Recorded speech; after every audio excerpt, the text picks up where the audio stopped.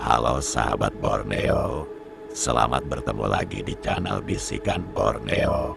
Untuk kisah kali ini, kita ambil dari kisah yang terjadi di tanah Kalimantan yang berjudul Hotel Angker dan Terbengkalai, Hotel Banjarmasin.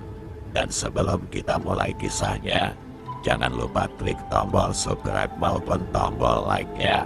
Jangan lupa juga klik tombol lonceng notifikasinya agar tidak ketinggalan cerita Bisikan Borneo lainnya. Misteri Hotel Banjarmasin yang terbengkalai. Konon banyak mayat terjebak kebakaran karena kerusuhan Jumat Kelabu di Banjarmasin. Tragedi berdarah Jumat Kelabu 1997 yang tak dapat dilupakan. Banjarmasin merupakan pusat keramaian yang sekaligus menjadi ibu kota provinsi Kalimantan Selatan. Sebuah kota yang selalu ramai dipadati banyak pengunjung. Akan tetapi keramaian kota bukan berarti kota itu tak menyimpan cerita mistis. Jauh sebelumnya di Banjarmasin pernah ada tragedi berdarah yang menewaskan banyak orang. Tragedi ini dijuluki dengan peristiwa Jumat Kelabu yang terjadi pada tanggal 23 Mei tahun 1997.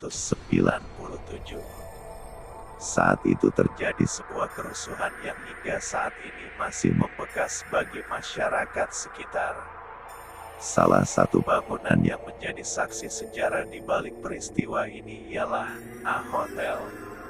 Sebuah hotel yang berada di tengah kota, namun kini terbengkalai. Menurut dari sumbernya, A-Hotel terakhir aktif pada tahun 2017. Di sekitarnya terdapat beragam pertokoan yang menjadi pusat keramaian.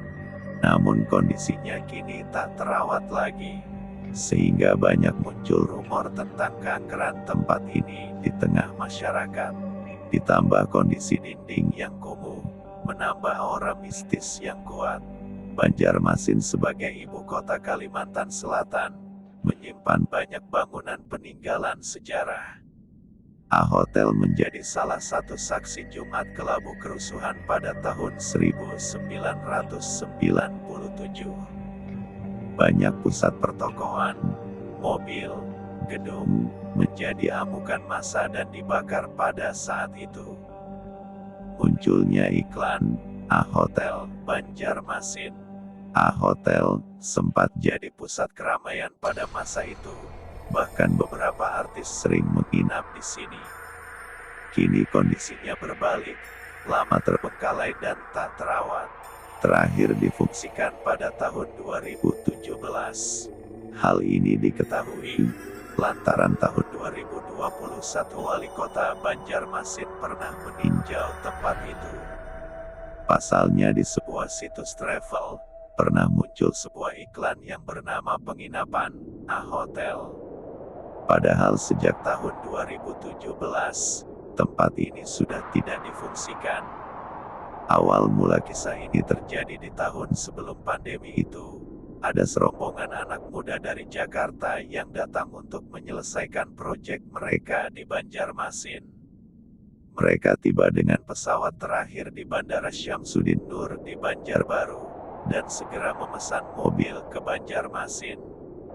Di jalan menuju Banjarmasin, mereka melakukan reservasi di sebuah hotel yang dipromosikan sebagai hotel yang terletak strategis di pusat kota Banjarmasin, agar mudah dalam melakukan pertemuan bisnis.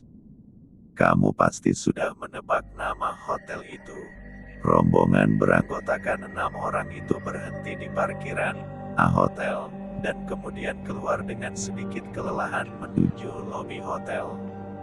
Kesan pertama tentang hotel itu sudah mereka baca dalam reviewnya. Itu memang hotel yang tua. Tapi tidak tua-tua amat, kecuali beberapa ornamen dan warna dindingnya yang sudah mulai kusam. A-Hotel adalah hotel yang layak dan modern. Ada kolam renang, ada gym, bahkan ada arcade permainan. Ini adalah hotel bintang 4 dengan harga yang affordable. Apalagi yang bisa diharapkan? Resepsionis hotel menyambut mereka dengan baik. Namun, dengan sangat menyesal, ia mengatakan, kamar terakhir baru saja dipesan. Rombongan itu mencak-mencak. Mereka merasa telah memesan 2 buah kamar di sana. Mereka tak percaya kamar hotel penuh. Hanya ada beberapa mobil di parkiran. Masa sih 149 ruangan di gedung sini semuanya penuh. Karena tak percaya, mereka mencoba untuk berkeliling dan tur singkat ke beberapa lantai.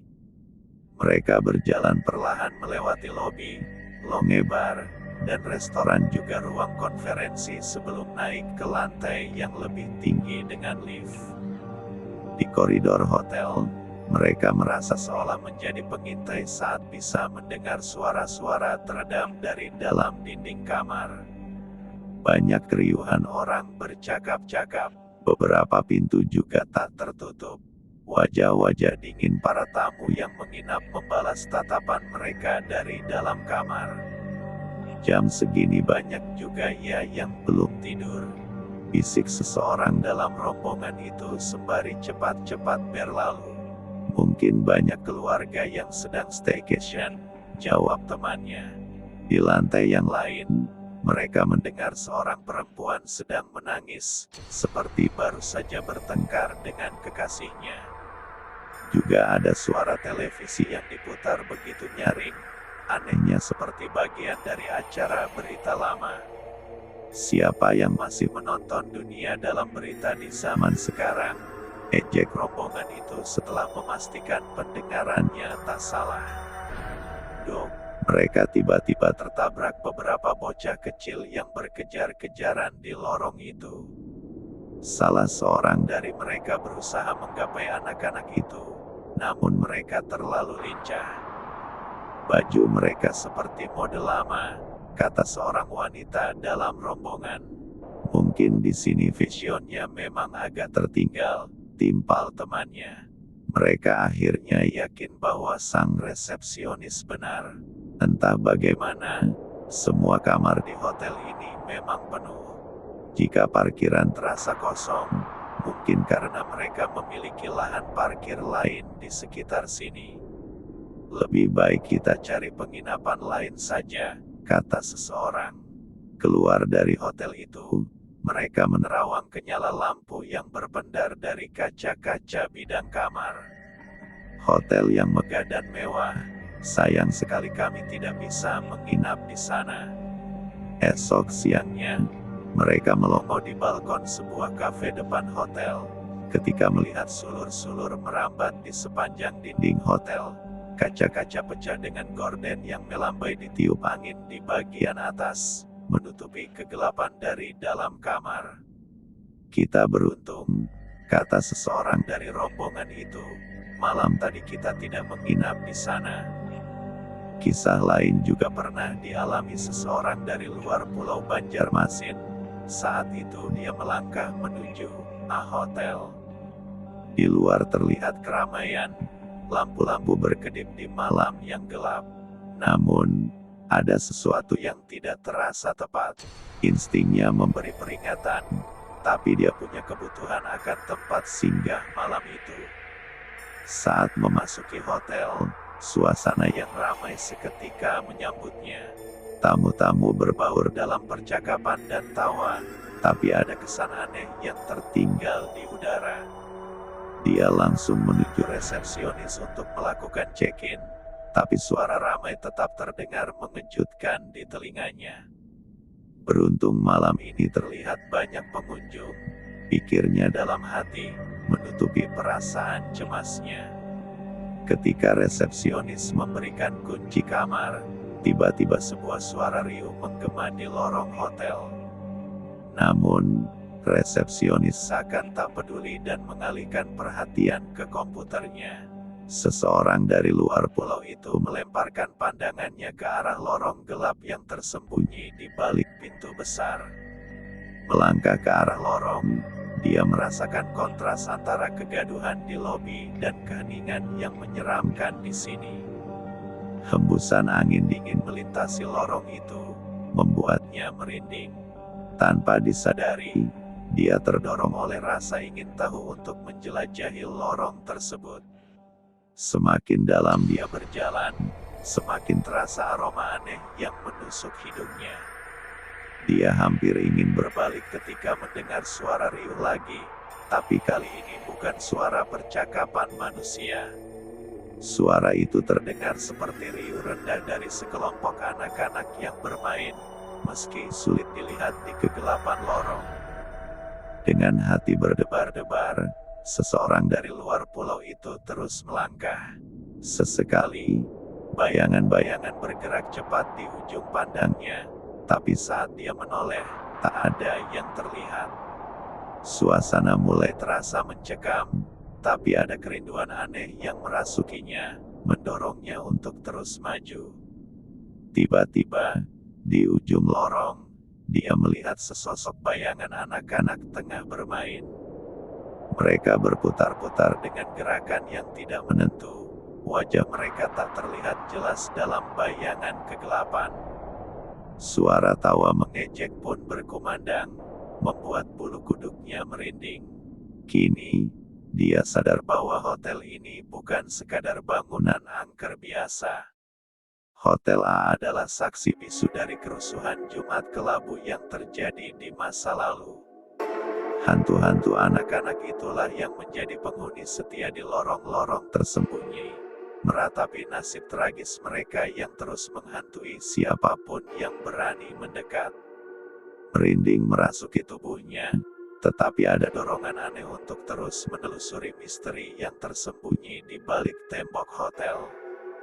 Hantu-hantu itu semakin merayap mendekat, mengelilingi dan menyelimuti dia dengan kehadiran mereka yang tak terlihat. Ketika dia hampir tak sanggup lagi, ada suara lembut yang memecah keheningan malam. Sebuah bisikan usang merasuk ke telinganya, "Jangan lewati lorong ini, kembalilah ke lobi sebelum terlambat." Namun, nafsunya untuk menyelidiki terlalu kuat. Tanpa ragu, dia melangkah lebih dalam lagi, memasuki pusaran misteri yang semakin menggoda imannya. Hantu anak-anak itu pun semakin dekat, terdengar suara riuh mereka semakin jelas dan menggema di dalam kepalanya. Saat dia hampir menyerah pada daya tarik misterius itu, tiba-tiba cahaya terang menyinari lorong yang gelap gulita. Bayangan-bayangan anak-anak menghilang secara instan, sementara suara riuh itu pudar seiring dengan langkah-langkahnya menjauh. Keringat dingin mengucur di dahinya saat dia keluar dari lorong. Dia segera berlari menuju lobi, mencari resepsionis untuk meminta kamar lain. Namun, ketika dia sampai di sana, hotel yang ramai tadi tiba-tiba sepi, tanpa seorang pun kecuali dirinya sendiri. Dengan langkah cepat, dia keluar dari hotel A Banjarmasin, meninggalkan bangunan angker itu di tengah malam. Namun, sesuatu mengikuti langkahnya keluar, sebuah bayangan gelap yang tak terlihat oleh mata manusia. Saat dia sampai di luar, dia menoleh ke belakang dan melihat bayangan menatapnya dengan tatapan hampa, membuatnya berlari secepat mungkin pergi. Tidak hanya itu, cerita-cerita mistis dan horor yang pernah terjadi di Hotel Banjarmasin lama terbengkalai membuat rumor mistis beredar di tengah masyarakat, seperti yang telah diceritakan oleh salah seorang netizen terkait penginapan hotel. Bahkan beberapa netizen lainnya juga ikut menceritakan. Kisah pertama, suatu ketika terjadi kejadian yang ganjil. Seorang netizen menceritakan pernah mau menginap di hotel. Saat itu dia datang ke lobi hotel dan bertanya pada petugasnya. Saat itu menurut petugas yang berjaga, kamar hotel ternyata penuh. Pemuda ini pun merasa aneh, padahal di parkiran tak ada satupun kendaraan. Kisah kedua, cerita seorang netizen yang pernah menginap di hotel pada 2013 lalu. Saat itu fasilitasnya memang kurang memadai, bahkan banyak kejadian aneh di malam hari, seperti lift yang macet terpaksa turun naik harus lewat tangga belakang, order makan di resto tapi dipesankan dari luar, air keran berwarna keruh dan hitam seperti bekas jelaga atau abu. Bahkan keadaan mencekam dan seramnya di malam hari. Ia juga mendengar suara anak-anak di lorong hotel hingga sekira pukul 2.30 dini hari, padahal pengunjung hampir tidak ada. Kisah ketiga, seseorang netizen juga mengatakan kamera videonya pernah menangkap penampakan anak kecil yang sedang bermain.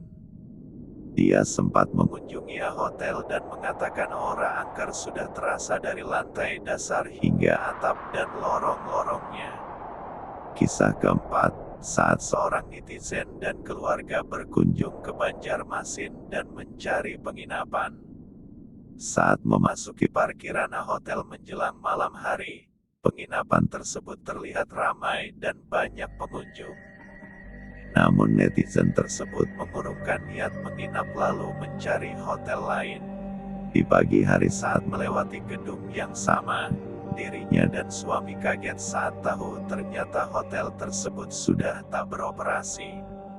Kisah kelima, seorang netizen bercerita, hotel itu benar-benar angker. Aku dulu pernah menelusuri dari lantai dasar sampai atap.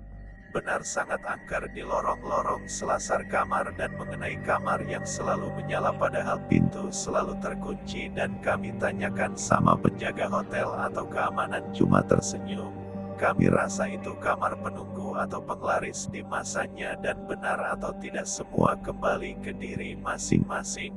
Tapi hotel itu amat angker dan seram apa elege di lorong lantai 3 salah satu kamera kami merekam 2 anak kecil berbahagia berlarian dan video itu sampai kami simpan sampai sekarang. Konon hal ini ada kaitannya dengan banyak mayat korban tragedi Jumat Kelabu 1997. Orang-orang yang terjebak dalam hotel yang dibakar massa pada saat itu. Oke sahabat Borneo, sekian untuk kisah kali ini. Apakah kalian juga pernah mengalami? Tulis di kolom komentar pendapat, dan mungkin kalian juga ingin berbagi kisah menegangkan lainnya. Semoga kisah ini bisa bermanfaat dan menjadi pelajaran bagi kita semua. Dan bagi sahabat Borneo yang baru bergabung di channel ini, jangan lupa subscribe, like dan bagikan lawan kakawanan, ding sanak, kula-kula ataupun semuanya. Dan nantikan kisah-kisah horor, kisah nyata ataupun misteri yang ada di Kalimantan, hanya di channel Bisikan Borneo ini. Bagi sahabat Borneo yang memiliki pengalaman mistis atau cerita mistis dari kejadian nyata, silahkan bercerita di grup Instagram, Facebook, dan TikTok Bisikan Borneo. Terima kasih atas support semuanya. Mudah-mudahan pian sabarataan, sihat selalu.